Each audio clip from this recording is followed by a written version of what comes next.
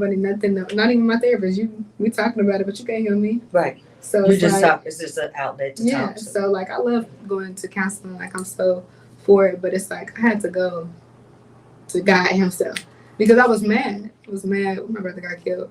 I was mad when I got to the hospital and they had like it's crazy. Like it's just this crazy memory that when we got to the hospital, they was rolling Paris out. So when we was coming in, he was being rolled out.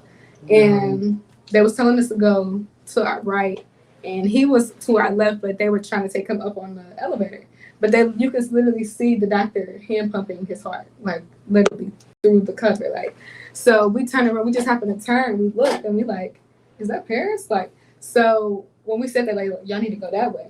I'm like, no, bro, it's not my brother, it's that Paris. And then she was like, yes, that's him. When I say the silence covered the room, it was like about 7, 8 of us right there.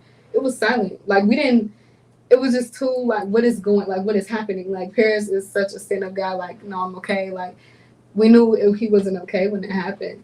And to just see him, like we didn't see his face, but to actually like see him being rolled out and it was nothing that we really could do about it. That was the most heartbreaking. But when I first got to the hospital, and I always believed in God, but when I first got to the hospital, my mom was like, everybody was like, we need to pray. And I couldn't pray. And in that moment, I knew my brother was gone because I'm such a believer and I always turn to God in every situation, but I could not pray. And what also made me not pray too is when we first got that call and I asked my dad, I said, have you talked to Paris? He said no. And I knew from there, honestly, that it was worse because Paris is such, like, he don't want us to worry, let me talk.